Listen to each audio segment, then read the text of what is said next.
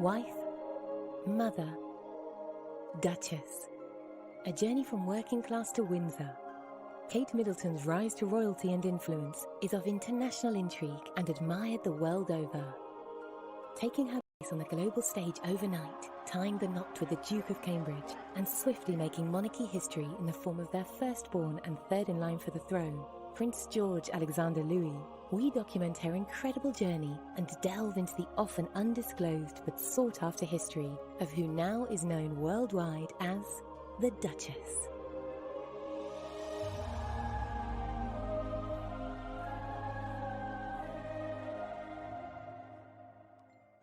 She is probably a good example of one of the best things that the royal family has done for years.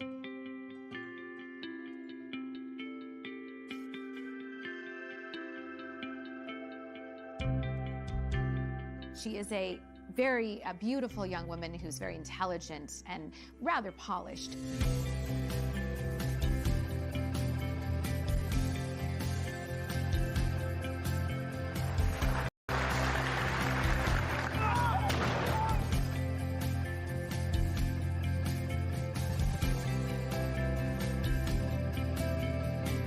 You can say anything you like about the Duchess of Cambridge, but you can't accuse her of not being impeccably well brought up.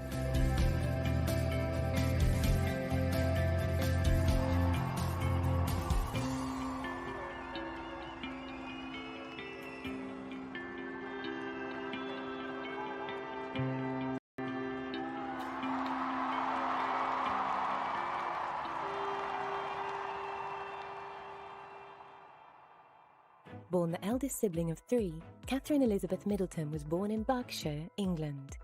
Raised by mother and father, Michael and Carol Middleton.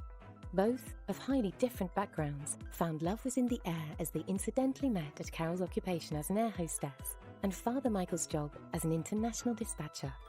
It was on Michael's side that a glimpse into British aristocracy was already prevalent, born into a wealthy family from Leeds, West Yorkshire. And Carol's side, a decidedly working-class group of coal miners and builders. I think the ways the Middletons have been integrated into royal life, so to speak, has been quite seminal and unprecedented. Often girls would marry into the royal family and their in-laws would sort of be ignored or shoved away. The Middletons are hugely interested, a family that's married into the House of Windsor. And what they did is what good parents have always done. They've invested in education. It cost them a lot of money. They sent all of their three children to good schools. In the case of Kate, to Marlborough School, which is one of the top public schools, which means private in British terms, schools, where she did quite well. It was thanks to this success that Kate, sister Pippa, and youngest brother James were set for an interesting, diverse, and financially forward upbringing. Becoming a student at the University of St Andrews in Scotland, it was here that she first became aware of Prince William of Wales, all through the fortune of sharing a dorm room during her time there.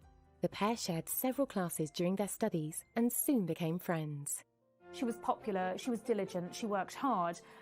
She ended up going on to Down House at the age of 13. And she had two pretty miserable terms there. She didn't like it, she was picked on, she wasn't academic enough, and she really felt the pressure there. So I think after 2 unhappy terms, her parents decided that they would pull her out, and they went to try Marlborough. The mixed school now in Wiltshire. At the university, they shared rooms to start with and then shared a cottage with some friends. And as they said, you know, by their own account, they said that they were friends first and then the romance began. And it seems that the royal family were protecting William. It's about William to start with, but then William and Kate when the relationship began, because they did a lot of their early courting in St Andrews at the Queen's estate in Balmoral. Away from prying eyes, lots of privacy, lots of time to develop the relationship. They were friends at St Andrews University before they went on to start going out with each other. Kate at the time counselled William in changing his course. He didn't like what he was studying and she encouraged him not to leave and go back down to London, but to stick with it and do something a little bit different. It wasn't until 2002, after Kate's appearance in an exclusive fashion show fundraiser, that William became more and more intrigued by Miss Middleton, especially the dress that she was wearing that evening. We have a very particular picture of her in that respect. She's quite reserved. But, you know, this is the same girl that when she was trying to pull Prince William, she was wearing a see-through out dress and sashay down a catwalk. So, you know, that was quite a bold thing to do. So she can't have been shy or backward at coming forward in that respect. So I think we get one impression of her in that respect. When they split up, she went to a bunny girl party, dressed with the ears and everything. So look, there's got to be two sides to her, but at the moment she doesn't really seem to want to put a foot wrong. Does it occur to you that it's somewhat inappropriate for a future Queen of England to have been photographed in? It does, but back then I'm sure she had her reasons for wearing it. We still don't know whether she was put in it or if she chose to wear it, which I like to think she chose to put it on because she thought it might be a bit of a showstopper. It's a part of history. Such a bond together, particularly on his side, was the fact that they had kind of quite different, very different backgrounds. He obviously had his parents had gone through a divorce, and then he had the tragic death of his mother, whereas she was quite an ordinary girl by all accounts. She lived a quite idyllic life. Her family got on very well. It was all very harmonious, and it was almost like she brought something new to the table for William, and so he found a bit of solace in the fact that she had such a tightly knit family. He really enjoyed going to visit her parents at weekends, and I think that probably gave him something that he didn't have from his own family. After a complex start for the pair, romance was in bloom.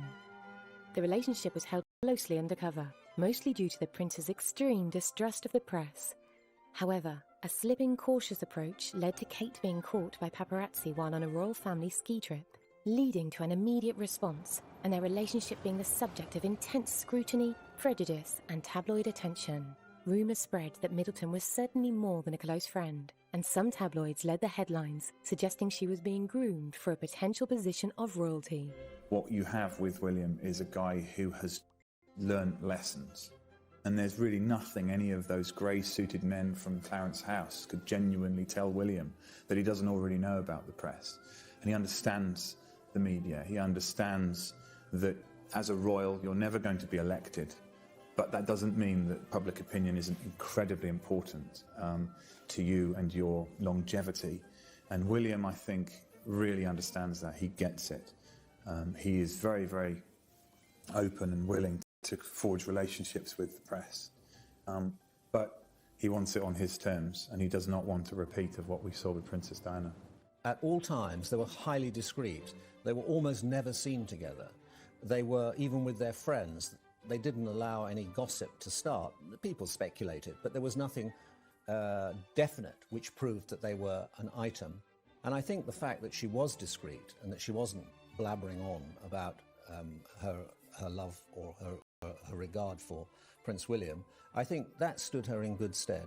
I think everyone was terribly nervous, not least William and Kate. I mean, it was the first time they had met the British media. I'd seen them at nightclubs before. I'd spent my time, watching them at polo matches and charting this amazing relationship. But the first time really to actually sit down and talk with them, I remember Kate being very nervous, but incredibly sweet and kind, and interested in what we were doing and how we were covering the story. And they both just seemed so well matched. You could see it in their body chemistry even at that stage, and on in a moment, fraught with nerves. They were about to meet the world's press. All the paparazzi and the photographers, rather, were waiting next door to take their picture. I remember William having his hand in the small of Kate's back, guiding her, making sure she was all right. And I think that's what you've seen over the years. He has wanted to just make sure that she is comfortable. I think there's a huge amount of trust there, not just between them, but their circle of friend, their social circle of trust, their closest friend who would never dream of leaking anything to the press and really protect them. I think equally, one of the secrets of the success of their marriage is that they do seem much more equal than, say, for instance, Charles and Diana. I think as well, Kate has been very careful not to upstage her husband. I think that she's the yin to his yang in that he, although a level-headed, down-the-line kind of guy, can be prone to a few temper tantrums, perhaps, and likes to dig his heels in and knows his own mind. And I think because sometimes quite angry, one gets the impression that Kate's the one sort of pulling him back and reining him in and saying, all right, let's just keep calm.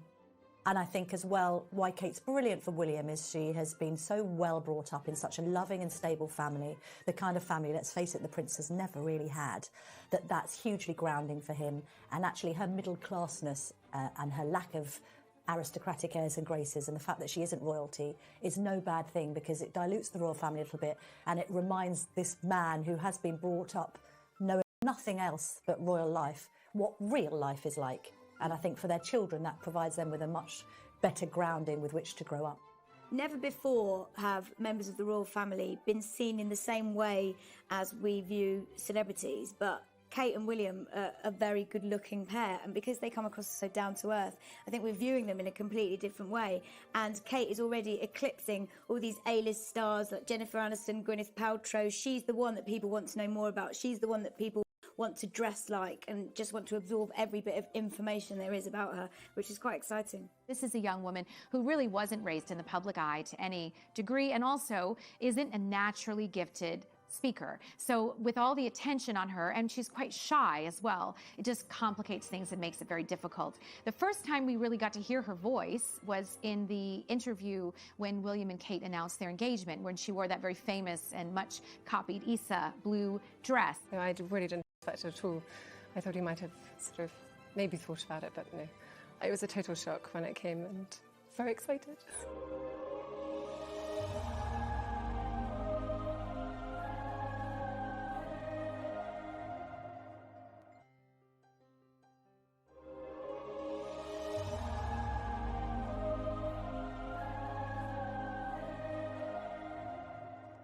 William a couple of times kind of answered the question for her that she asked, or corrected something, and was obviously very protective of her. She was not comfortable, very clearly, speaking on camera.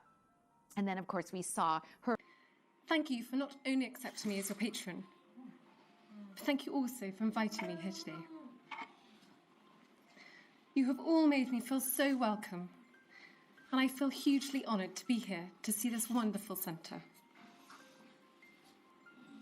I'm only sorry that William can't be here today. It's very difficult, I think, for anybody who's come from the outside of the royal family to a full-on public figure to be brilliant at public speaking straight away. Prince Harry seems to have got it almost instantly. He's an excellent orator, and he does it with natural charm and fun and a degree of wit. I think that there's no doubt that Kate was very nervous when she started her role as a Duchess and speaking publicly. In her role as the patron of the East Anglian Hospice, she had to make a public speech. I thought she did very well, but it was a little stilted, a little disjointed. I think she would probably admit that she was more than a little bit nervous when she had to make it. But in time, I think she's improved. She's undoubtedly had some help, I would think, from external advisors. I mean, Princess Diana herself used Peter Settleman to help train her in public speaking. In fact, she used to have marbles put in her mouth to help her speak more clearly. I don't know if Kate's gone to that extreme, but she certainly has improved. She's certainly more confident. And from the time I saw her when she delivered her first speech to the one she delivered in Singapore, she was much improved. The couple's official engagement was announced in November 2010 during a vacation to Kenya, where William presented Kate with his mother's engagement ring. William's decision to give Kate his mother's engagement ring, for outside observers, we might look at that and say, that wasn't a great marriage, really, on the grand scheme of things. I think what it means for William has a far more intimate meaning. Prince William will rarely ever talk about his mother publicly. He will very, very rarely do anything to kind of draw comparisons with him and his mother. And certainly he hates the thought that Kate might be seen as the new Princess Diana. But his decision to give her his mother's engagement ring, I thought, was very significant, because it sort of showed that William wanted his mother on his big day to be right there at the very heart of what was going on. And actually it was quite, in a non-sort of soppy way, I thought it was quite touching. And the ring gives us all permission to look again at this union, particularly because Charles and Diana's marriage went so bad and began, we now know, on such rocky foundations.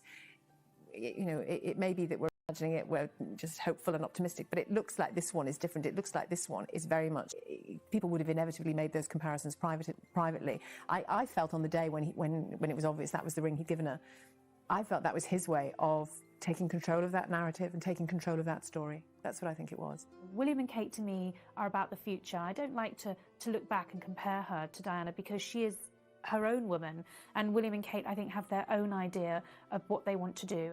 The couple then announced plans to live in North Wales, where Prince William was stationed with the Royal Air Force, after their marriage. Well, actually, William has got a kind of cake-and-eat-it scenario because he's gone and retrained as an air ambulance pilot, which means he can remain flying, which is his first love.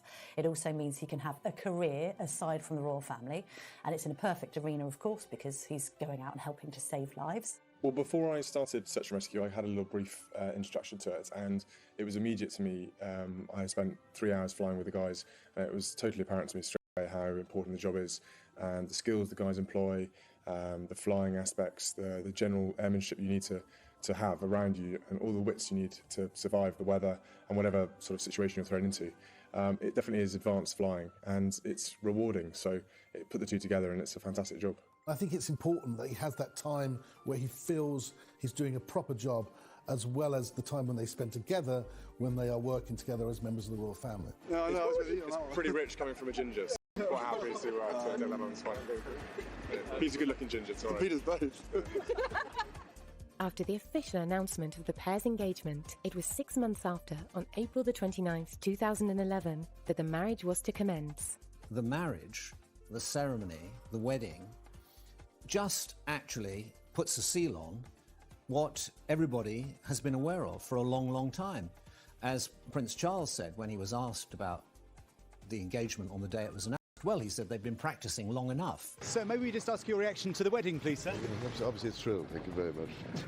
Practicing for long enough. So it's been very important for the royal family this time around to make it clear that they're not trying to push the idea of some sort of fairy tale wedding. This is about a wedding between two ordinary people who love each other.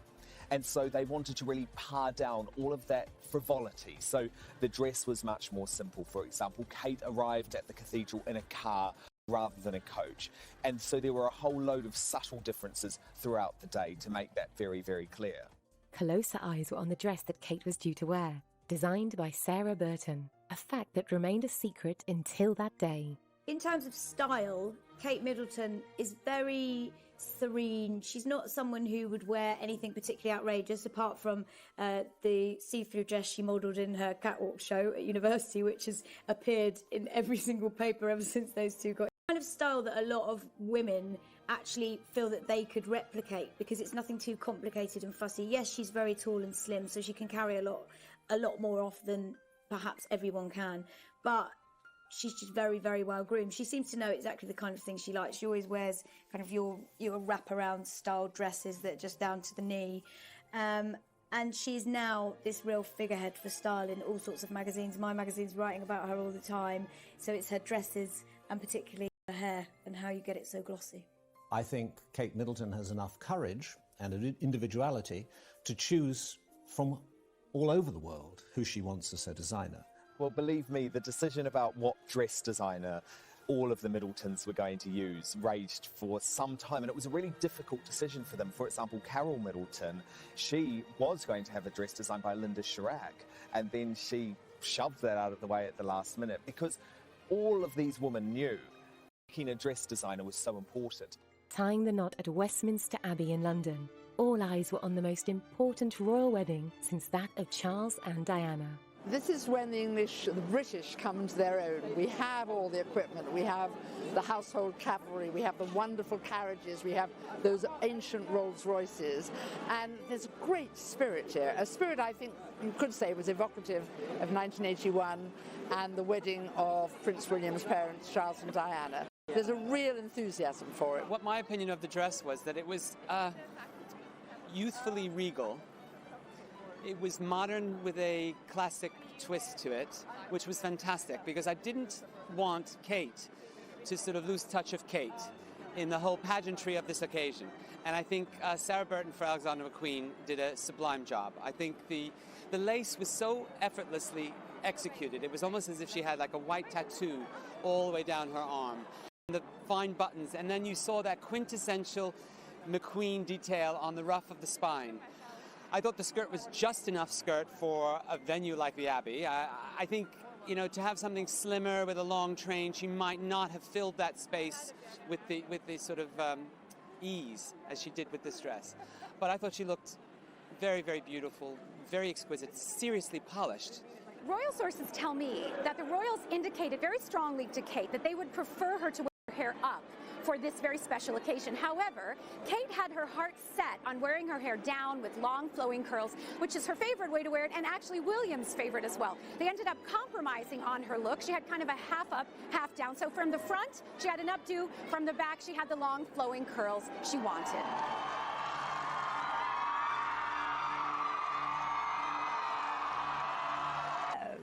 A fairy tale to lift your spirits in this world today, isn't it?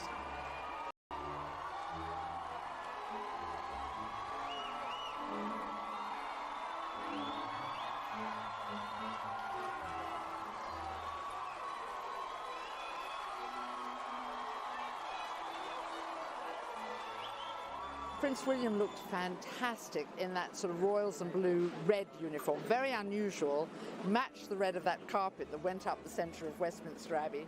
He looked marvellous, and the white gloves when he was waving at the crowds, he looked the dashing prince. If only he could have ridden up to Westminster Abbey, he would have been the perfect prince, wouldn't he? William and Harry, when they came out, I mean, it was all about metallics, wasn't it? I mean, especially with Harry, with the gold braiding and frogging. I thought William's choice of the red was fantastic. I mean, Kate's heart must have gone pitter-patter completely when she saw her prince standing there. And I caught that glimpse of Harry when he took a sideward glance at seeing Kate while William turned the other way, and he said, his brother, she's beautiful. And that was really, really charming between the two boys. And it was very important to Kate that William be surprised when he saw her. And he certainly seemed to be even getting a touch emotional when he turned and finally looked and saw his bride. Of course, Harry at his side was peeking the whole time and even was overheard saying to William, she's here, she's here. It was a very exciting moment, very romantic moment.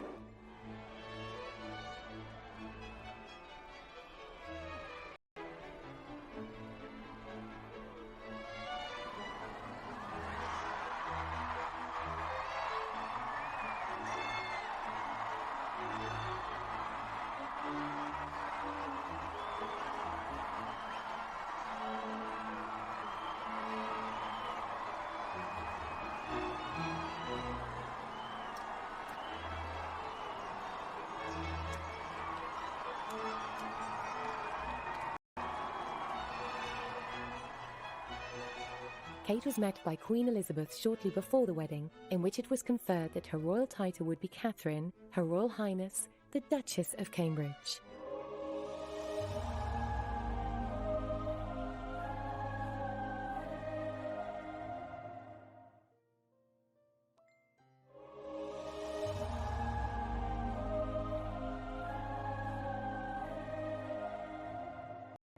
From the beginning, Kate Middleton had a great deal of support from the royal family, which was really instructed by the Queen, to make sure that she knew as much as she could possibly know in what to do in every situation. Bearing in mind, of course, she didn't really grow up in this world. There were things like learning how to get out of a carriage without exposing your modesty, and things like that you would never think you would have to learn. But of course, a woman in her position would certainly need to know how to weigh down the hem of your dress to make sure it doesn't blow in the wind. There were all kinds of small details, little bits of etiquette, how to sit, who to curtsy to, who not to curtsy to, what fork to use, whatever else, that they felt she needed to know. She was actually given lessons on how to be a royal wife. Kate hopefully stepping up a little bit more and taking on more responsibilities in her own royal role and growing in confidence into her royal role. It is still early days, but I think there's a sense that we want her to perhaps reach out a little bit further than she has done.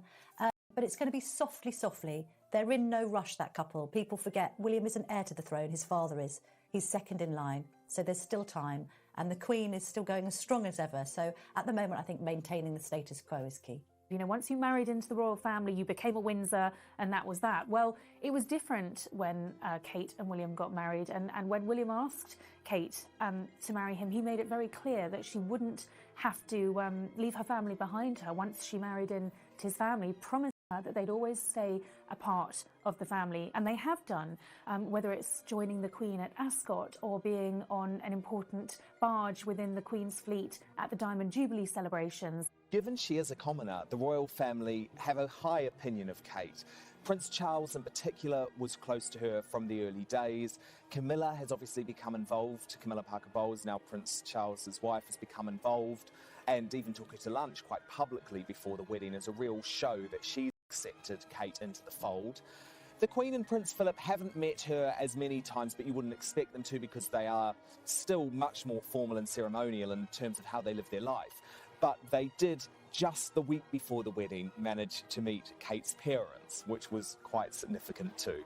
Given the history of previous royal weddings, the question was how sustainable the relationship between William and Kate was going to be, and how long their partnership would last. However, it was clear that this was not your average pairing, and it was an opinion held high that their romance and longevity as a husband and wife showed no signs of stopping. I think the prospects for William and Kate's marriage are extremely good, and the reason I think that is because, quite uniquely for a royal wedding, their relationship grew out of cold winter nights spent in a university digs having spaghetti bolognese and talking about anything other than being a prince or princess. Their relationship has grown out of being just William and Kate, and I think that that's something that throughout their married life, as much as they can, they will try and retain, and if they do, then the prospects for them staying together for a long time will be very good. I think Kate and William have a good chance of making this work. They are both very committed to the monarchy. Kate has proven herself to be a team player. She's proven herself to be discreet. She's also proven that she's willing to put her own interests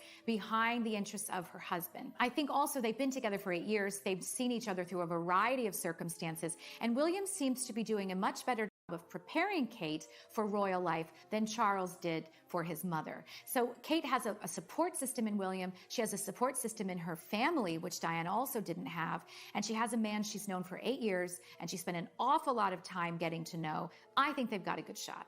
They're a stable, happy family. They represent what is good about marriage and what is good about having an extended family.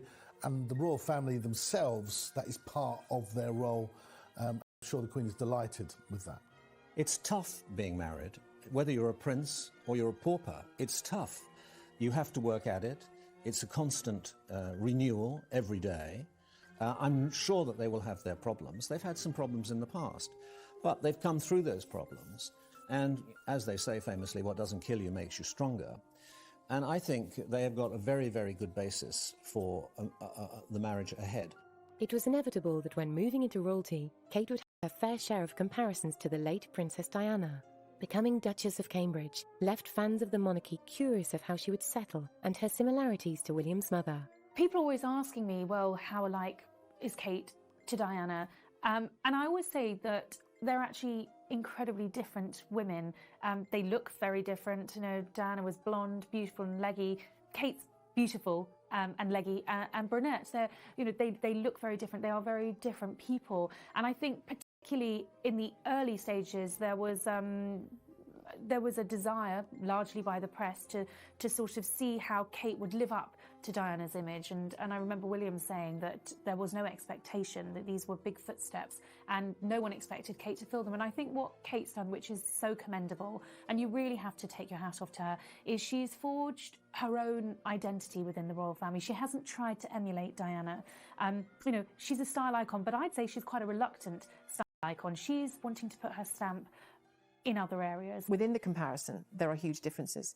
She's 10 years older than the Princess of Wales was when she married Prince Charles. She's more educated. She's more experienced. She comes from a very stable family in which she's clearly very happy. Diana didn't have those things, did she? She had huge charisma, huge inspirational things that she did, and she had massive natural ability with people. You know, we've all seen it, we all know it. It's well documented and accepted. But Kate Middleton looks to be a different creature. And I think she'll just show that herself.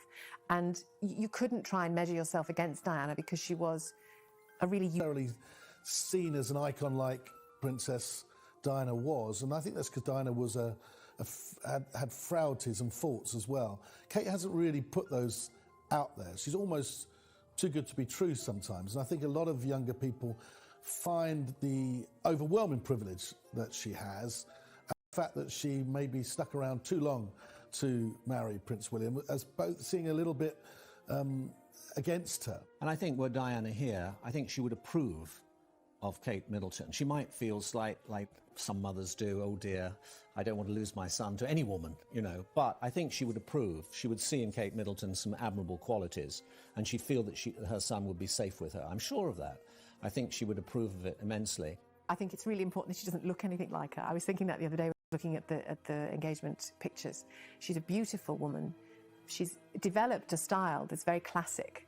It hasn't changed dramatically over the years, but it's just a classic, more groomed version of what she always was, it seems to me. Whereas Diana was that coltish teenager, wasn't she, who didn't have a sense of style, wore clothes that were 20 years too old for her to start with. She really got it a few years down the line. You know, that was her, you know, one of her huge successes was fashion. But I think Kate Middleton's a different life story altogether, and I think that will be the bedrock of how she copes with that comparison, because there is no comparison to be drawn. I think that's the ultimate cushion on which she can fall.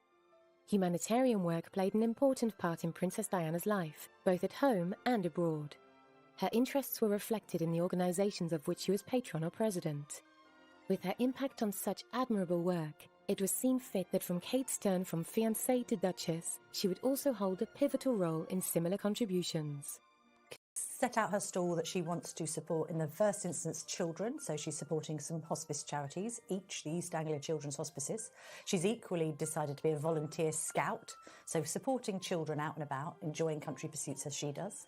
She's also been involved in action on addiction, so she's saying that she wants to help people. She thinks that addiction is the root to quite a lot of society's ills, be it children or their parents, and so she wants to get involved in that.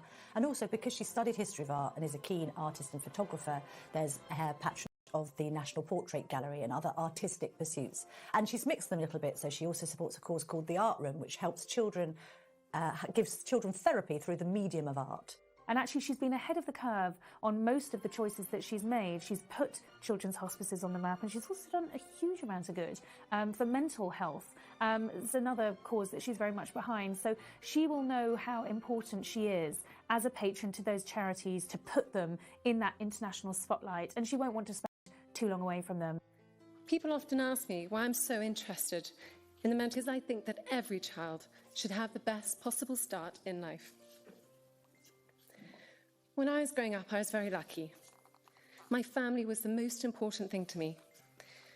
They provided me with somewhere safe to grow and learn, and I know I was fortunate not to have been confronted by serious adversity at a young age. For some children, maybe there are some here today, I know that life can sometimes feel difficult and full of challenges. I think that every child should have people around them to show them love and to show them kindness and nurture them as they grow.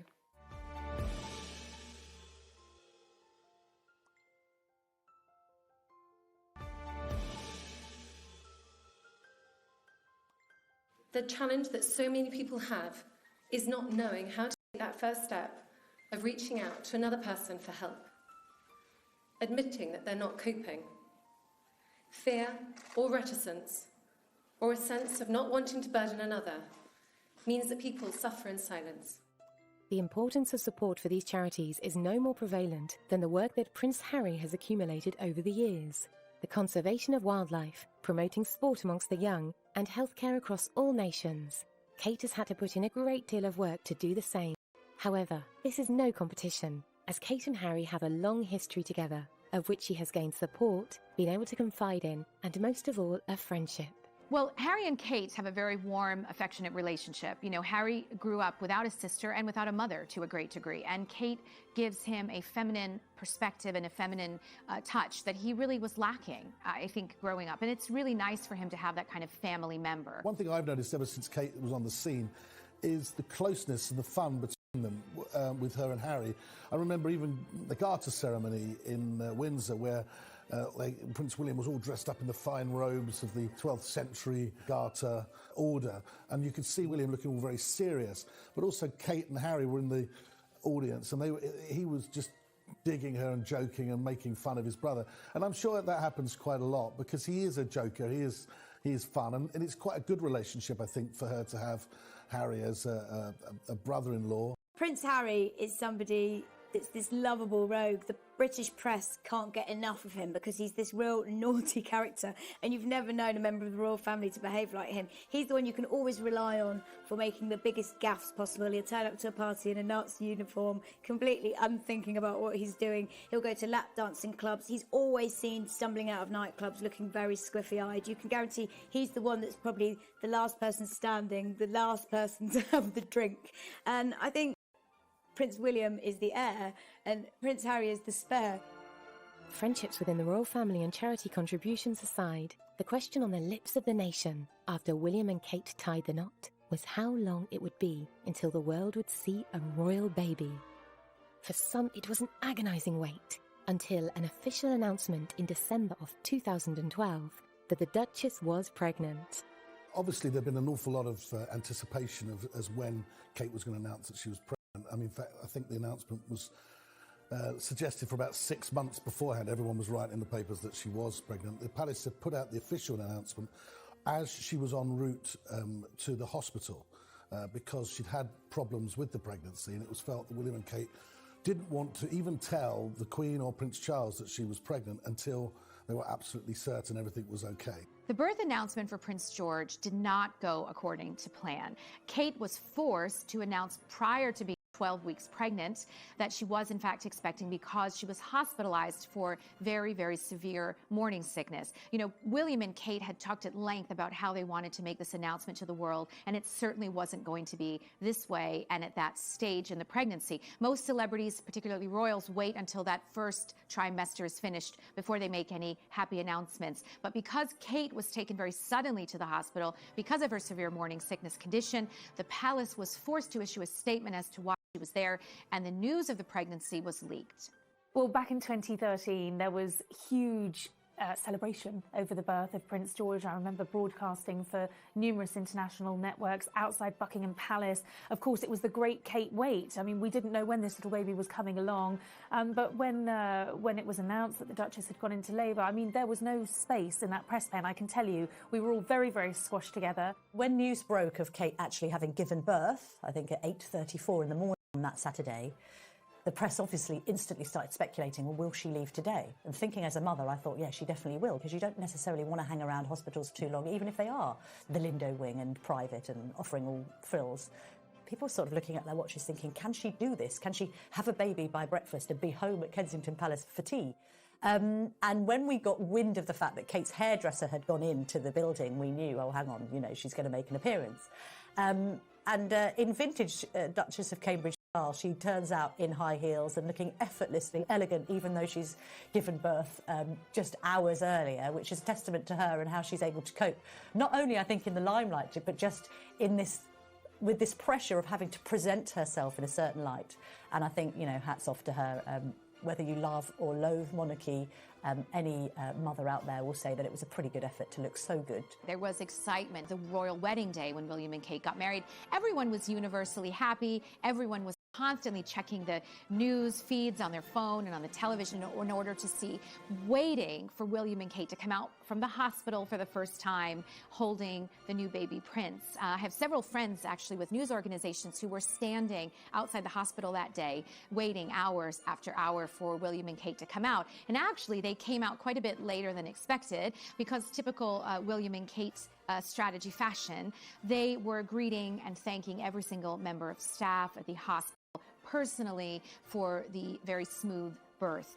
They wanted to make sure they thanked everyone from the cleaner to the midwife to the surgeon to say thank you very much. So they did actually take a long time to emerge. When they did, Kate was roundly praised in the press for her choice of dress.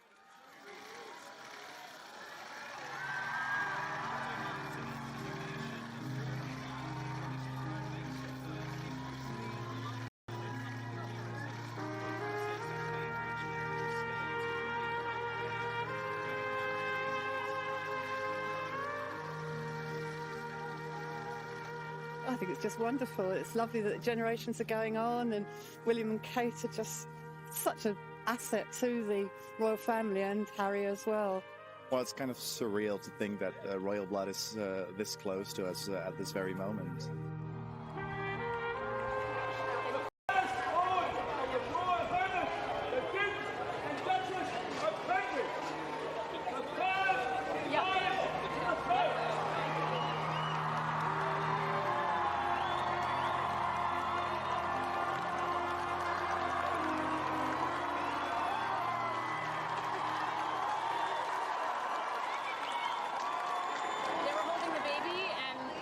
So beautiful and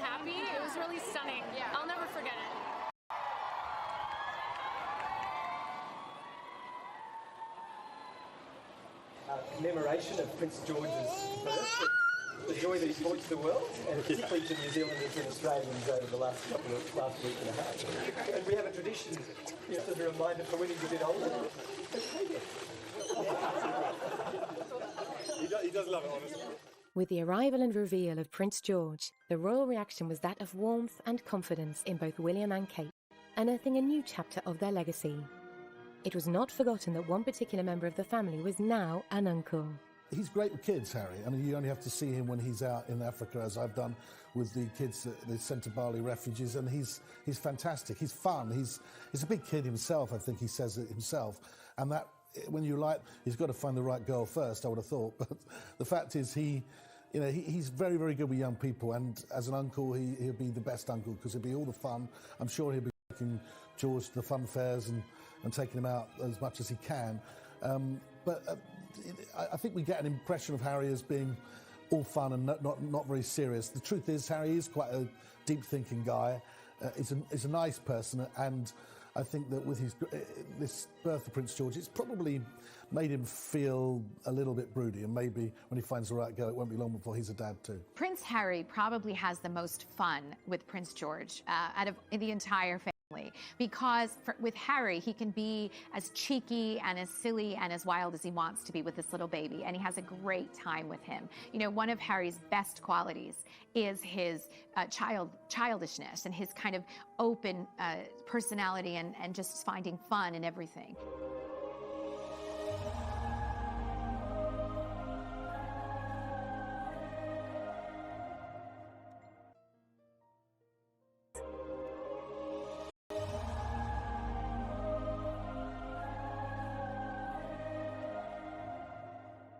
And he really connects with George because George, from all accounts, is a baby with a huge personality and character. He doesn't just take a bath, he's splashing, constantly trying to get all the water out. George is a really fun, free-spirited little boy. And I think Harry very much has that personality, and those two have a fantastic relationship. There's no question that Harry's going to be the favorite uncle, possibly the favorite person for George, because he's so much fun. Another curiosity of the general public after Prince George's birth was that of following in royal footsteps, most notably the path of education he would lay and the social interactions he would have with other children born into royalty. Friends form the basis of a healthy maturity and are a key factor in development, so the curiosity stood strong as to who George would spend his early years playing alongside. In answer to who will be the royal baby's friends, well, obviously William and Kate have got their own friends who've got children of similar ages, so playdates have been arranged with them, and equally George's godparents have their own children. So they'll be mixing there in a social setting. Equally, you might have to remember that there are other great-grandchildren now that are of a similar age. So William's cousin, Peter Phillips, has got 2 daughters. You've got Zara Phillips, who is Prince George's godmother. She's got a little girl, Mia. Apparently, when those 2 babies got together and had a play date, it was, according to Mia's father, Mike Tyndall, the rugby player, absolute carnage, and food was being thrown around and not going in either of the babies' mouths.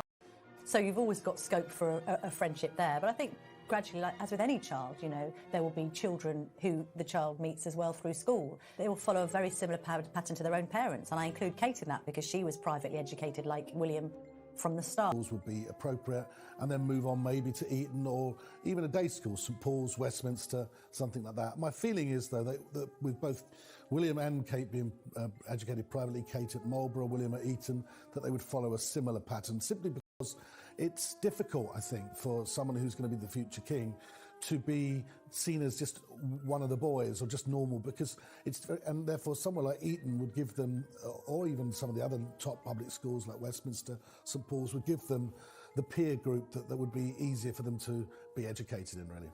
You know, Prince William is a very loving, warm individual, and he and Kate have a very solid and affectionate relationship.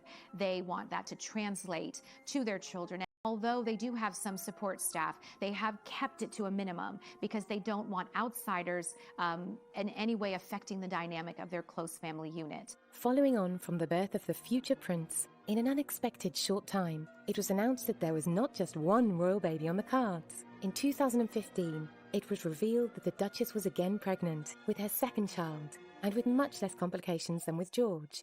Both William and Kate were happy to announce that Princess Charlotte was on her way. And again, the world stood still as happiness reigned over the monarchy with the prospect of a baby sister for their son.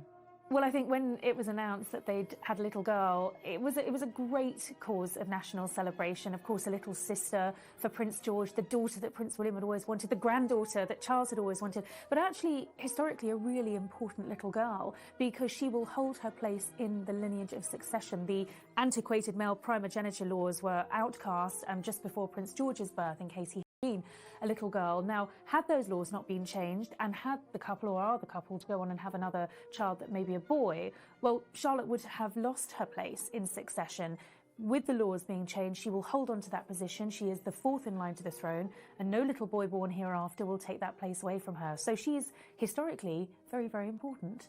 Well, Charlotte's birth certainly does herald the dawn of a new era for girl power in that we have a girl in a prominent position at the senior end of the royal family. Obviously, we've produced the Queen, the ultimate exponent of girl power on the throne, but we face the prospect now of 3 kings in line, so we're not going to see another woman on the throne for many, many, many years. So how lovely to have Charlotte in this role, bringing up the rear. She's rather unkindly called the spare to the heir, as Prince Harry is, but as he has proved himself, it's a role that you can make your own, and I'm sure all eyes will be on Charlotte. In fact, there'll probably be even more scrutiny on her because she's female, but yeah, I mean, how great to have the pitter-patter of pink feet in the royal line of succession. They're very much hands-on parents. I mean, William made it very clear when George was born that he wanted to be a hands-on parent. He took time off to spend. They were very anti having an extended staff to look after their children, look after them. But I think as time has gone on, they've realised they do need that extra help. They can't just rely upon, say, Carol, Kate's mother, and other members of the family. They do need that because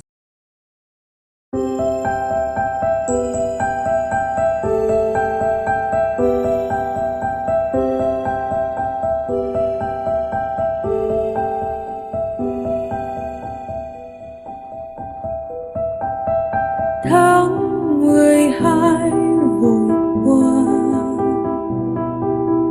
con tim chưa nhận ra cơn tình này đã dứt. Anh ngày xưa đã bước, ôi một cơn mộng tan. Tình là đớn đau, tình đi mau, người là khúc ca, là đêm thâu.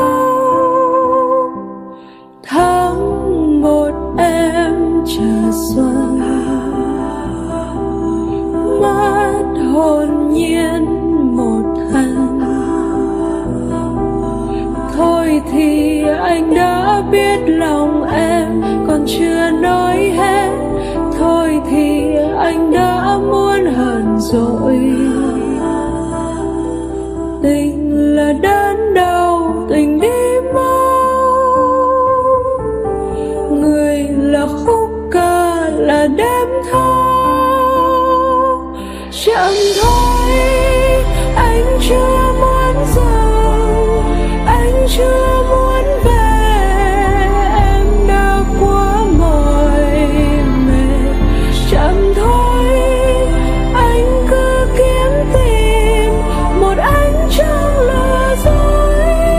Em cứ đứng nhìn theo. Chậm thôi, chân không theo nhịp. Em tìm bên nghỉ, chưa đủ cơn say làm người anh yêu.